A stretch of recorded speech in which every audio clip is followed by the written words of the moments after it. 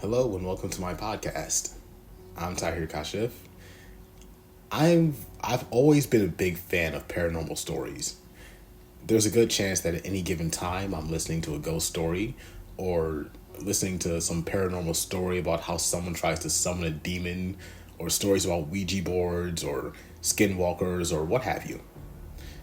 Stories of what lay beyond how we understand our reality have always fascinated me. On this podcast, we'll convey captivating paranormal encounters and peel back the layers of reality that are overlaid on our world to see if we can form an understanding of what has long been mysterious to us. What I want this podcast to be is a place where I can indulge my fascination about the paranormal and share it with an audience who's similarly fascinated.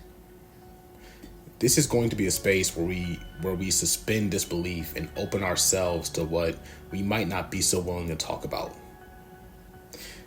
Out of all the paranormal creatures I've read about, there's only been one that has ever truly scared me.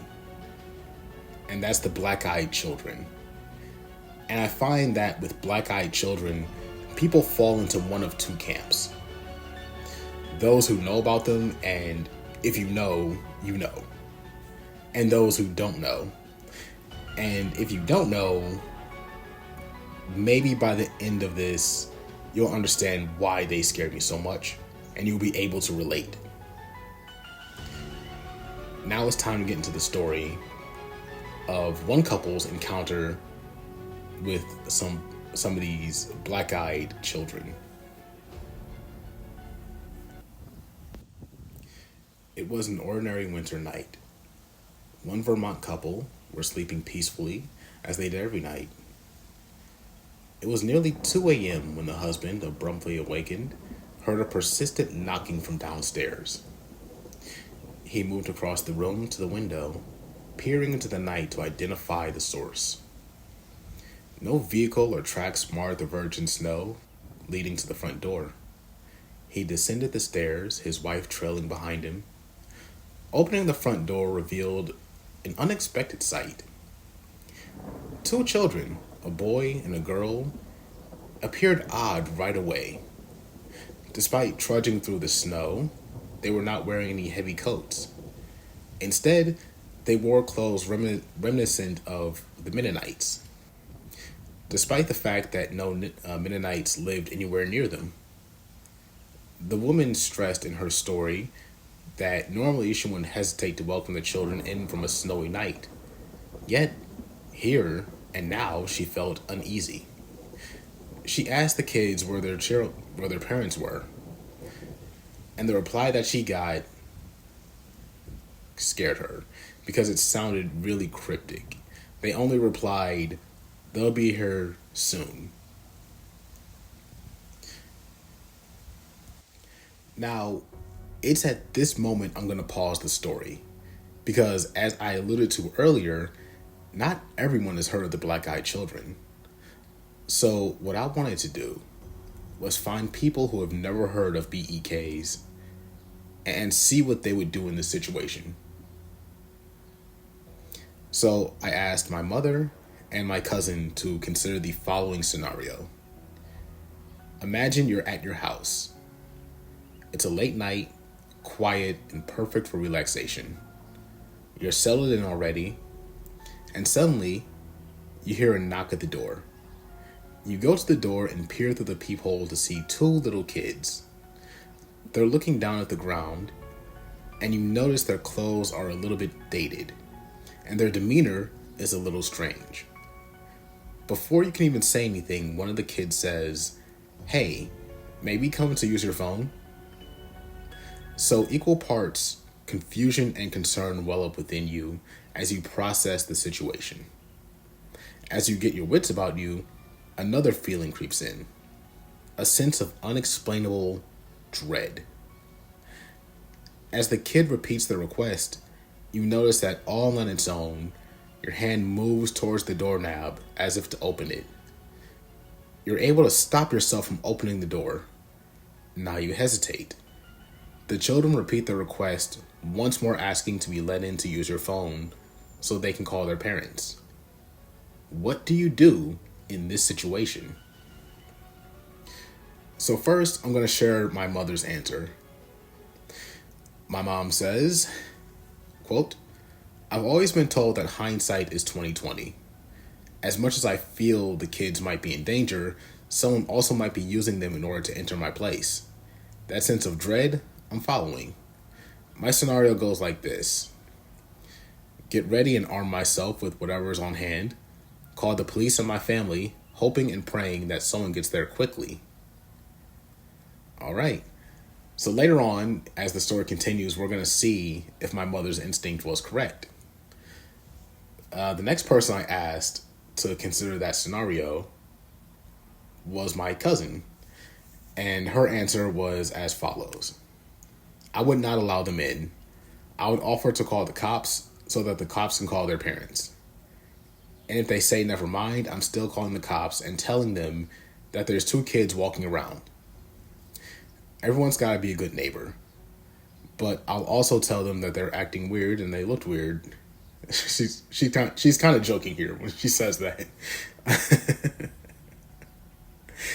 I'm, I'm a person who does research, and you said their clothes were dated. I will look that up to try to date their clothes and tell the cops that too.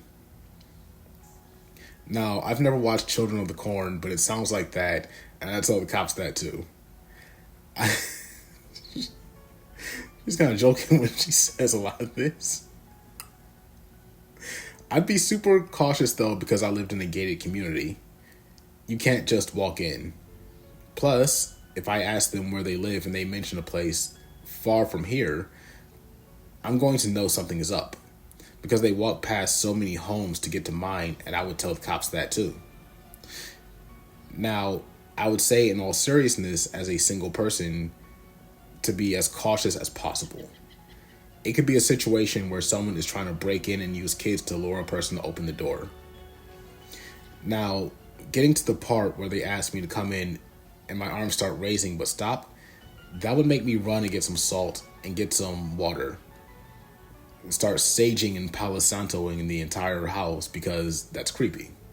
Whatever avenue of protection I can think to come across, I would definitely use that to protect my house. And the next day, I'll do the same to my porch.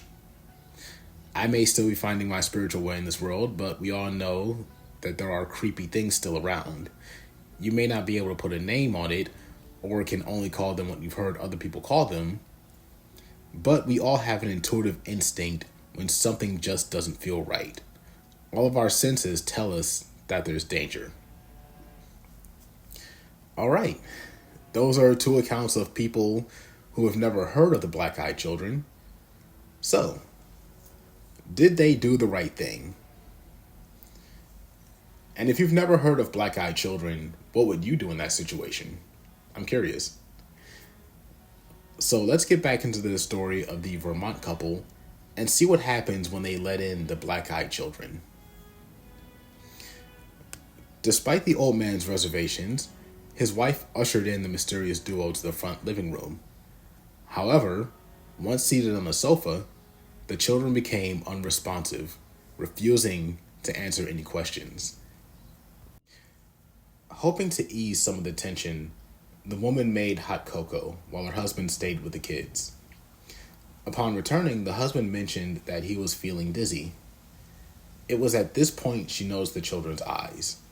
They were black as coal. And when I say black as coal, I mean both the iris and the sclera, to be clear about that. The children did not notice the woman's fearful reaction, or maybe they just didn't care. Instead, they simply asked to use the bathroom and walked off as though nothing was strange at all. When the children left the room, the husband's nose began to bleed. She turned to get him tissues when suddenly everything went black. The power was out. But she can still make out the 2 children standing eerily at the end of the hallway, staring at her. As the wife rushed to get a towel, the lights in the house flickered on and off. And in the sing-song voice, they announced the arrival The children announced the arrival of their parents, and they headed to the front door. A classic American car waited outside, accompanied by two men in dark suits. They left together, leaving the couple in the dark, terrified. Half an hour later, the lights returned, but the sinister visitation's effect lingered. Both the husband and the wife experienced dizzy spells and nosebleeds in the ensuing months. The old man received a diagnosis of skin cancer, and of their four cats, one lay dead on the sofa where the children had been, while the others vanished without a trace. The internet is littered with tales of black-eyed children, and that is what is so scary about them. They use that instinct that we all have to protect kids, and they use that instinct against you. And trust me, black-eyed children get much, much creepier. They get much more dangerous. This was essentially an appetizer sampler when it comes to talking about the black-eyed children. The black-eyed children are these spiritual, otherworldly vampires, and the scariest thing about them is that they can show up completely out of nowhere with no warning as to their arrival. So, my cousin and my cousin did the right thing by not letting them in, but my mom,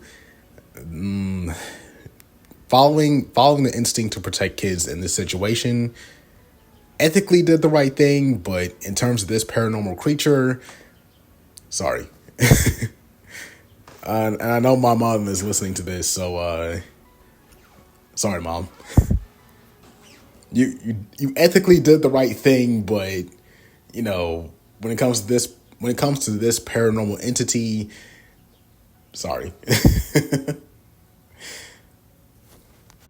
And that's it for this episode. This was only a small sample, an appetizer. Going forward, I plan on telling even more stories and doing more what would you do type scenarios with more people. Future episodes will be longer. This was only a test run. Until next time, this is Tahir Kashif asking you if you've locked your doors.